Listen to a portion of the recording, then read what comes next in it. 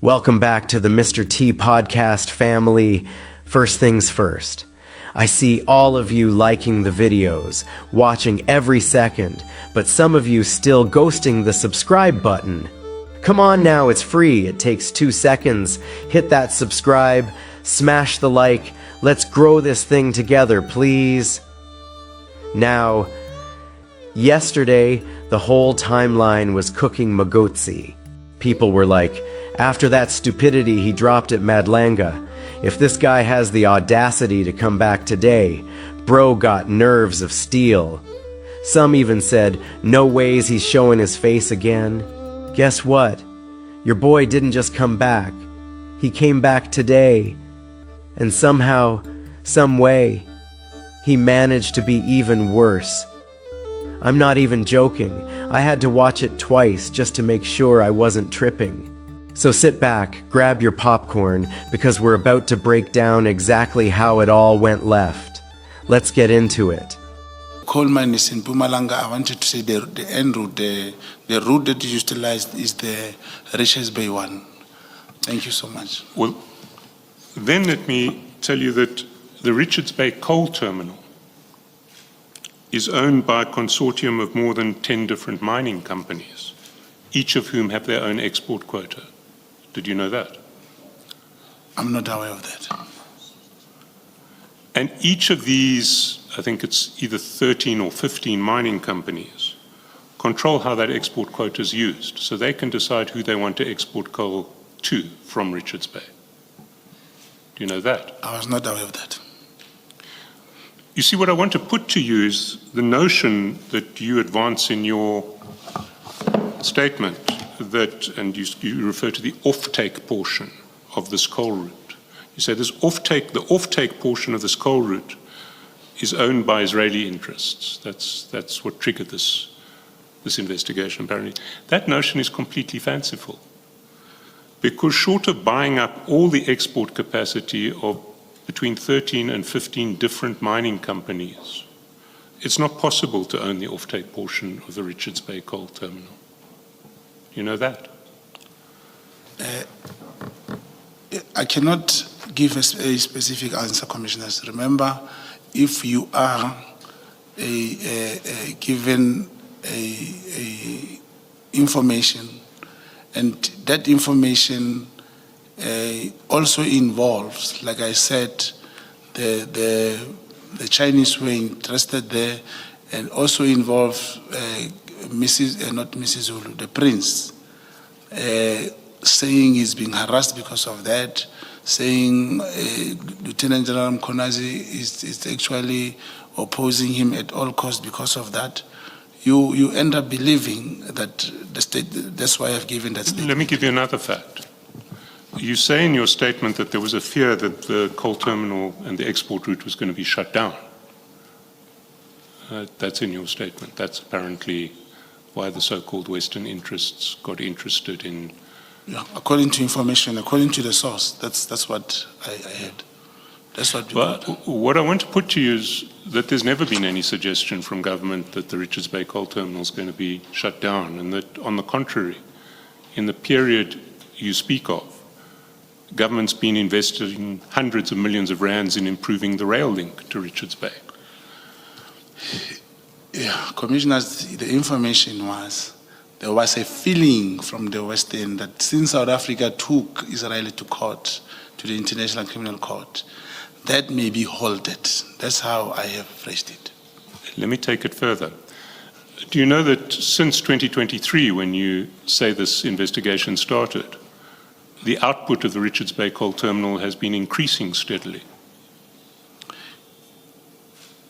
That may be, yeah, it's possible. I'm not conversant with that. I was sticking to my investigation, Commissioners. You see, what I want to put to you is that if you or your handler were genuinely investigating a CIA plot through General Mkonazi to protect Israeli interests in the whole of the export, the offtake from the Richards Bay coal terminal, you'd have been able to discover the facts that I've just given you in 5 minutes on the internet.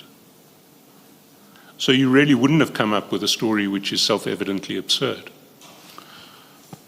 Commissioners, if whatever senior counsel has been saying comes from the internet, then, investigation, it doesn't work like that. And I'm disappointed, senior counsel, that with those powerful facts that may be written by someone who has interest, then they are presented before the commission, and I do not know. In fact, whatever that you've been saying, it means, remember what I said in my world, I can put up a website, take my people in 5 days and give you the opposite of what's written. I want to put to you that if you actually investigated the notion that one, the Richards Bay coal terminal was under threat of being shut down, that two, it was controlled by Israeli interests, it would take you less than 5 minutes to realize it was absurd. And I want to put to you that the fact that you didn't take those 5 minutes, you or your handler, to do it, suggests that you weren't actually investigating these allegations. Commissioners, investigation of that kind, we don't go to the internet. You have 5, 6 people here with a bot, those that have knowledge showing you what they think, showing you what is happening on the ground, showing you there is kind of a system which is used when you are dealing with that. And I'm saying in my statement, if you check my statement correctly, I'm basing, just like the chairperson said yesterday, he was using a different language about hearsay. A hearsay is tested until, through investigation, until you get the result. It's not that the result will always say, yes, General Mkonazi is a CIA. No, you investigate, you get the outcome, then you rely on what you have. But since we have not got anything, it means what you say will stand, but will not stop us from investigating. So you want to put in issue that the Richards Bay coal terminal is controlled by between more than 10 different mining companies. You're not satisfied that that's the truth? The interest, that's the truth, according to what you say. I'm not sure, I don't know. But when you talk of Western interest, commissioners, there is a term called this white monopoly capital. It's a different thing. It's not what you see, having 10 companies, having 5, 6, they will say black people, CEOs. That's not the case. When you talk of a particular business interest in the size of that business, it's not what you see on the internet. It's not what you see. Well, what I do want to put to you is that the suggestion that General Mkonazi and Prince Makadi are CIA operatives working to protect Israeli interests in Richard Bay coal. Is it not King Mrs. Zulu? King Mrs. Zulu, I beg your pardon. Is one false, and is two a misdirection tactic? It's designed to take attention away from the allegations that General Mkonazi is making. No, that's not the intention. It's not the intention. The allegations General Mkonazi is making, I'll give an example. Today, the whole country knows that Mr. Senzo Mkhunu is corrupt, is aligned to the drug cartels. Till today, they have not brought one evidence that links Minister Mkhunu to those things. Even they will say the same applies. Remember I told you about this Boko Haram and Ket Matlala. The Ket Matlala is portrayed one of the big fives now. Let me tell you, Commissioners, South African Police Service, it is expected that is the only institution, whether Eskom, Telkom, when you have an employee, you will take, or a company to appoint, you will take the profile or the details of that company to SARS, to South African Police Service for vetting. How did Ket Matlala go through the vetting process of South African Police Service to end up being appointed for 300 million and all these things 2 months, 3 months later, the same South African Police Service says, Cat Matlala is the big five. That's misdirection. They say Cat Matlala, Minister Mqunu was safeguarding the interest of Cat Matlala and all these things going to fund him. It is Senzo Mqunu, through the review, who cancelled Cat Matlala's contract. Isn't that misdirection, commissioners? I cannot cancel your contract now, tomorrow. 300 million. And you say you are funding me.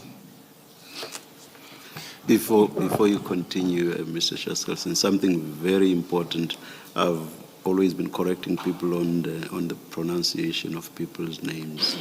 I mispronounced the king's name. It's Misuzulu. Thank you. Thank you, Chair.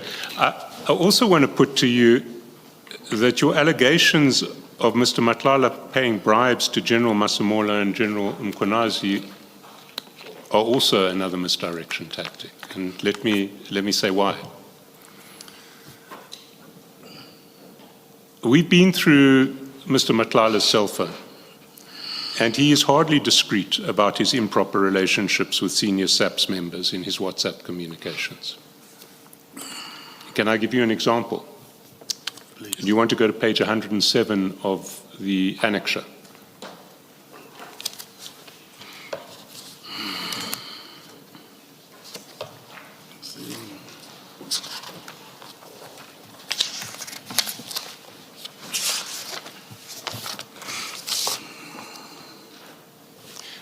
We'll come back to this exchange a little bit later, but I'm sure you remember it. It's relating to the witness who said he was being pressurized to change his story to falsely implicate General Khan.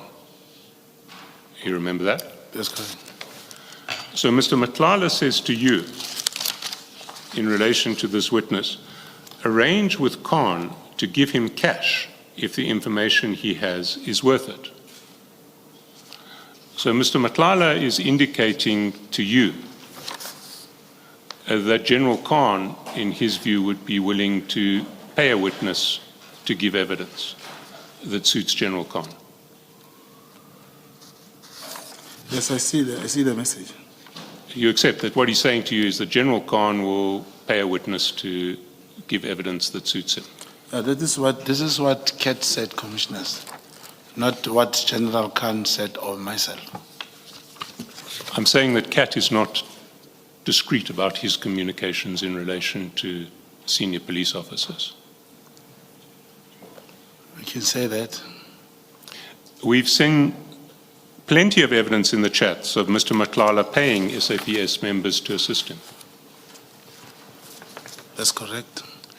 We've seen plenty of evidence of Mr. Matlala communicating directly with SAPS generals and brigadiers in improper circumstances. That's correct.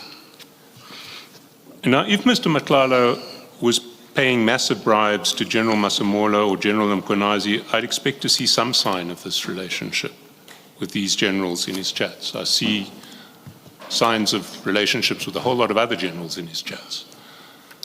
Okay, commissioners, there is something that is missing here that need to be understood. There is a machine called Bribe.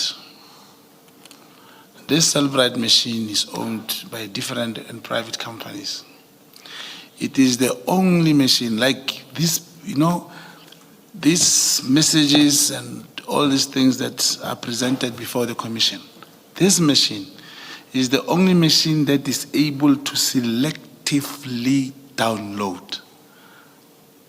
That is why I believe that at the later stage, perhaps this process, one will say a Section 205 should have been obtained. I believe there is no way, even if I could not come to the commission and say, this was my infiltration, this was whatever, there was no way anyone could prove messages of my cell phone or Senzo Mqunu before he could have either the Section 205 or the two phones. And Advocate Johnson testified that the phone of Ket Matlala was tampered with and some of the messages were deleted. Now, So to base, commissioners, to base the process on the cell phone that was tampered with, on the cell phone that, it means these messages will only suit the narrative of those who had the cell phone first, before any other party could get the cell phone. So to say there's a message and then Ket is this particular person who will say this, who will say that. Commissioners, I was with Ket. And I said I came here to help the commission. I may not be able to answer all questions, but I'm not lying. I will not just come here. Imagine a national commissioner say, I did not say I saw Ket giving him money, but Ket told me I lost a lot of money.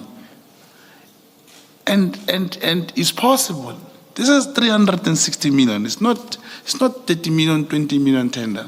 I accept So that to Ket has think- been paying vast yeah. amounts of money to SAPS officers, just not the ones who you are trying to implicate. Yeah, but those messages may be deleted that implicates those transactions. We'll address the issue of the authenticity of this cell phone at a later stage. But do you accept that if the cell phone is proven to be authentic and not tampered with, your version seems incredibly implausible? Yeah, but there must be a section 205.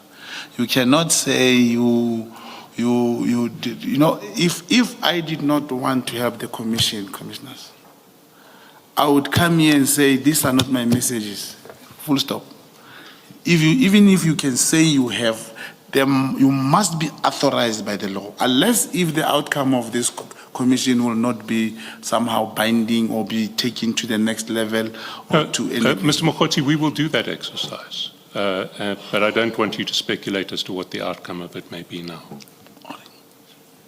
Can we move to a different topic, which is your relationship with the minister? Before you do that, Mr. Cheskasi. Yes. Yeah, for the record, Mr. Chaskalson, please indicate when you're moving on to a... Yes, that we I am should- going to move to a Yeah, different topic now. if we have questions on that segment,